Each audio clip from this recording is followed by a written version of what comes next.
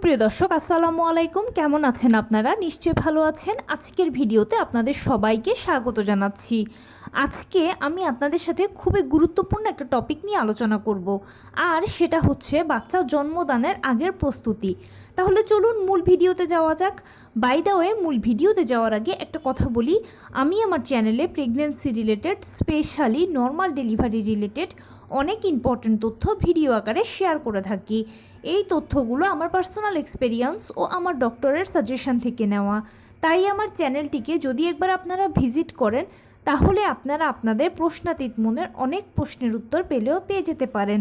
আমন্ত্রণ জানাবো আমার চ্যানেলটিকে একবার ভিজিট করে দেখার জন্য। এবারে চলুন মূল আলোচনায় যাওয়া যাক।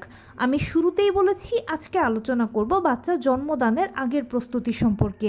অনেকে আপনারা আমাকে প্রশ্ন করে জানতে চান যে কি প্রিপারেশান নেওয়া যায় যেটা নিলে সহজ হবে, সুবিধা হবে। দেখুন, যে কোনো কাজে প্রিপারেশানটা যদি আগে থেকে নেওয়া থাকে, তাহলে সেই কাজটা যেরকম সুন্দর হয় সেরকম সহজ হয়। তাই ডেলিভারির পূর্বে আপনি যদি কিছু প্রিপারেশান নিয়ে রাখেন, তাহলে ইনশাল্লাহ আপনার ডেলিভারি প্রক্রিয়াটা সুন্দর হবে, সহজ হবে। আর এই প্রস্তুতিগুলো আপনাকে ডেলিভারি পরবর্তীতেও স্বাভাবিক জীবনে ফিরে আসতে সহায়তা করবে। কি প্রিপারেশান নেবেন? প্রথমে আপনাকে যেটা করতে হবে সেটা হচ্ছে লাস্ট চেক আপটা করে নিতে হবে। আপনি যদি নবম মাসের গর্ভবতী হয়ে থাকেন, তাহলে অবশ্যই আপনাকে এখন সর্বশেষ চেক আপটা করাতে হবে। আপনারা ইতিমধ্যে নিশ্চয়ই আমার ভিডিও থেকে জেনে গেছেন যে একজন গর্ভবতীকে 4বার চেক আপ করাতে হয়। কোন 4বার? প্রথম কনসিভ করার পরে একবার, 5 মাসে একবার, 7 মাসে একবার, 9 মাসে একবার। এখন আপনি যদি 9 মাসের আগের গর্ভবতী হয়ে থাকেন, তাহলে তো হিসাব মতো আপনি অবশ্যই চেক আপগুলো করাবেন। কিন্তু যদি নবম মাস বা 36 সপ্তাহের গর্ভবতী হন, তাহলে অবশ্যই আপনাকে লাস্ট চেক আপটা করাতেই হবে। এই চেক আপটা এতটাই গুরুত্বপূর্ণ যে এটার ওপর ডিপেন্ড করে আপনার কি নর্মাল ডেলিভারি হবে নাকি আপনার সিজার হবে। কারণ লাস্ট চেক আপে যদি দেখা যায় যে মা ও বাচ্চার সব কিছু ঠিক আছে, মানে বাচ্চার পানি, পজিশান, প্লাসেন্টা, ওজন, বাচ্চা সার্বিকভাবে সুস্থ আছে, মাও সার্বিকভাবে সুস্থ আছে, সব কিছু রিপোর্ট যদি নর্মাল আসে, তাহলে ইনশাল্লাহ আপনার ডেলিভারিটা নর্মালে হবে, হয়তোবা যেটা আপনার ডাক্তার আপনাকে বলেও দিতে পারে।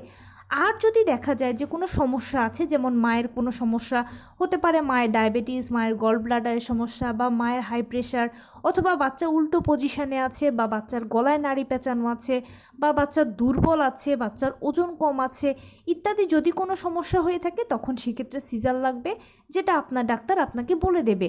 তাই এটা ভীষণ ইম্পর্ট্যান্ট যে সর্বশেষ নবম মাসে চেক আপ করানোটা। অনেকে বলেন যে 36 সপ্তাহের শুরুতে কি চেক আপ করাবো না শেষে চেক আপ করাবো। যে কোনো সময় আপনি আপনার সুবিধা মতো চেক আপটা করিয়ে নিলে হবে।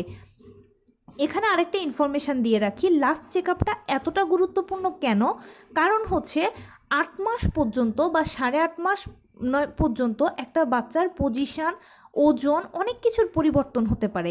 কিন্তু যখনই নবম মাসে পড়ে, যেহেতু নবম মাসে 37 থেকে 40 সপ্তাহ হচ্ছে নর্মাল ডেলিভারির আদর্শ সময়, তাই নবম মাসে পড়লেই বা নবম মাসের এই সময়গুলো শুরুর থেকেই বাচ্চাদের মোটামুটি একটা স্ট্রাকচার তৈরি হয়ে যায়, মায়ের বডিরও একটা স্ট্রাকচার তৈরি হয়ে যায় ডেলিভারির জন্য।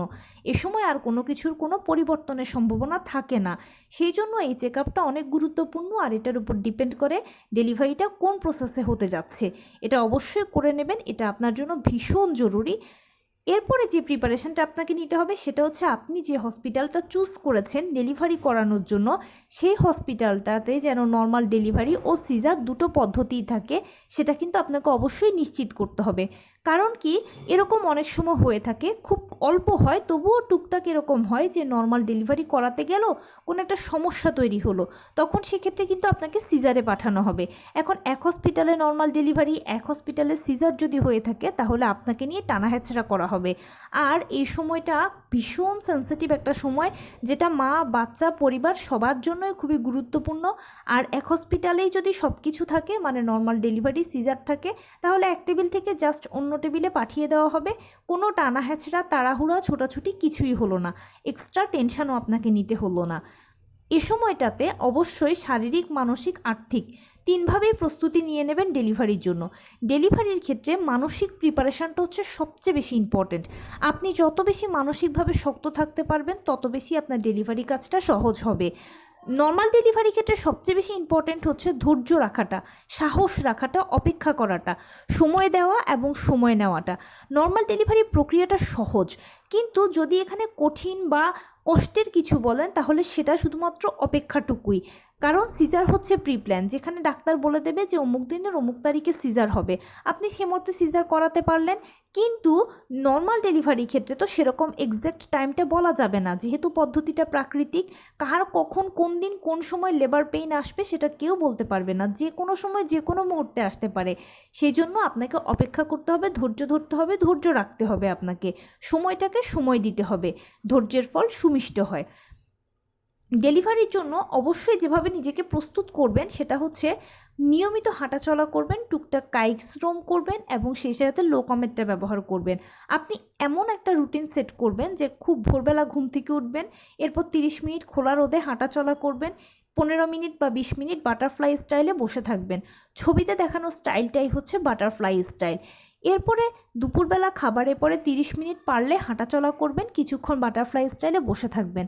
রাতের বেলা খাবারের পরে পারলে কিছুক্ষণ হাঁটাচলা করবেন, কিছুক্ষণ বাটারফ্লাই স্টাইলে বসে থাকবেন। অবশ্যই লো কমেটটা ব্যবহার করবেন। এইভাবে যদি আপনি করতে পারেন, আর যদি টুকটাক হালকা ফুলকো কাজ করেন, মানে আপনি যে কাজটাই করছেন সেটা যদি নিজে করেন, হালকা ফুলকো কাজগুলো যদি নিজে করেন, তাহলে এগুলো আপনার জন্য ব্যায়ামের কাজ করবে, আপনাকে আর এক্সট্রা ব্যায়াম করতে হবে না। অনেকে আমাকে প্রশ্ন করেন যে আপু, নর্মাল ডেলিভারির জন্য আমরা কি কি স্পেশাল ব্যায়াম করব, বা নবম মাসে কি কি এক্সট্রা ব্যায়াম করব? স্পেশাল এক্সট্রা কোনো ব্যায়ামের প্রয়োজন নেই।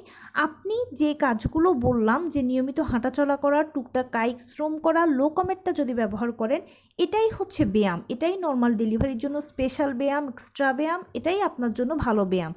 এর পাশাপাশি যদি আপনি পারেন নিজেকে সেফ সিকিউর রেখে আপনি যতটুকু ব্যায়াম জানেন পারেন যদি করতে পারেন তাহলে ভালো। আর যদি ইচ্ছে না হয়, শরীর ভালো না লাগে, তাহলে এতটুকু করলেই হবে। শুধু নিয়মিত হাঁটাচলা করবেন, টুকটাক কায়িক শ্রম করবেন, লো কমেটটা ব্যবহার করবেন, এতে আপনার ব্যায়ামের কাজ হবে। এবং তার পাশাপাশি বাটারফ্লাই স্টাইলে বসে থাকা আর লো কমেটের ব্যবহারটা পেলভিসের খুব ভালো ব্যায়াম হবে। আর পেলভিস যখন সময় মতো প্রসারিত হতে পারবে, তখন দেখবেন যে হয়তোবা সাইড কাটার প্রয়োজনও হবে না, বিনা সাইড কাটাতে আপনার ডেলিভারিটা হয়ে যেতে পারে। সেজন্য অবশ্যই এটা মেনটেন করবেন। তার পাশাপাশি আরেকটা ছোট কাজ করবেন, সেটা হচ্ছে বাড়ির তৈরি খাবার খাবেন, ঘরোয়া খাবারের উপর নির্ভরশীল হবেন। ইনফ্যাক্ট পুরো প্রেগন্যান্সি পিরিয়ডেই কিন্তু এই কাজগুলো করা উচিত। কেননা বাহিরের খাবারে বিভিন্ন ধরনের কেমিক্যাল থাকে, বিভিন্ন ধরনের ক্ষতিকর কালার মেশানো থাকে, যেটা প্লাসেন্টা দিয়ে সরাসরি বাচ্চার উপরে ক্ষতিকর ইফেক্ট ফেলে। অনেক সময় এসব কারণে বাচ্চা বিকলাঙ্গও হতে পারে। আর এছাড়া নর্মাল ডেলিভারিতে কিন্তু একজন মাকে চাপ দিয়ে তার বাচ্চাকে বের করতে হবে, এটা কিন্তু কোনো মুখের কথা নয়। আর মাকে পর্যাপ্ত পরিমাণে শক্তি থাকতে হবে, তার পাশাপাশি বাচ্চাকেও শক্ত সামর্থ্য থাকতে হবে। কারণ যেখানে বাচ্চাও চাপ দেবে, মাও চাপ দেবে, তাই দুজনের যথেষ্ট পরিমাণে শরীরে এনার্জি থাকাটা প্রয়োজন।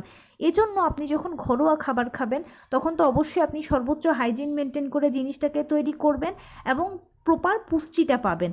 এই জিনিসগুলো যদি মেনটেন করতে পারেন বা এই প্রিপারেশনটুকু যদি নিতে পারেন, তাহলে ইনশাল্লাহ আপনার আর এক্সট্রা কিছুই করতে হবে না, কোনো বাড়তি টেনশন নিতে হবে না।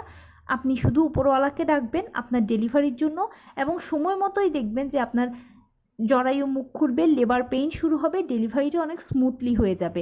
আর এই রুটিনটা শুধু ডেলিভারির সময় যে আপনাকে উপকার দেবে সেটা নয়, ডেলিভারি পরবর্তীতে আপনাকে খুব ভালো উপকার দেবে। ডেলিভারি পরবর্তীতে স্বাভাবিক জীবনে ফিরে আসতে অনেকের সময় লাগে, কিন্তু যারা নিয়মিত হাঁটাচলা, কায়িক শ্রম করা, ঘরোয়া খাবারের উপর নির্ভরশীল থাকে, তাদের এগুলোতে কোনো সমস্যা হয় না। তারা অতি দ্রুত সুস্থ হয়ে গিয়ে নিজেদের স্বাভাবিক জীবনে ফিরে যেতে পারে, নিজেরও টেক কেয়ার করতে পারবেন, বাচ্চারও টেক কেয়ার করতে পারবেন। তো এই ছিল আজকের ভিডিও। কেমন লাগলো বলুন? যদি ভালো লেগে থাকে ও হেল্পফুল হয়ে থাকে, তাহলে প্লিজ লাইক, কমেন্ট, শেয়ার করতে একদম ভুলবেন না। আর সেই সাথে আমার চ্যানেলটিকে সাবস্ক্রাইব করার বিনীত অনুরোধ রইল। পাশে থাকা বেল আইকনটি ক্লিক করে দেবেন, যেন আমি ভিডিও আপলোড করার সাথে সাথে আপনারা নোটিফিকেশান পেয়ে যান। যদি কোনো প্রশ্ন থাকে কমেন্টসে জানাবেন, আমি রিপ্লাই দেব। প্লাস যদি কোনো পরামর্শ থাকে যে কোন বিষয়ের উপরে ভিডিও বানালে আপনারা উপকৃত হবেন, সেটাও জানাবেন। আমি আপনাদের পছন্দের সর্বোচ্চ প্রায়োরিটি দেব। ভালো থাকবেন, সুস্থ থাকবেন। আসসালামু আলাইকুম।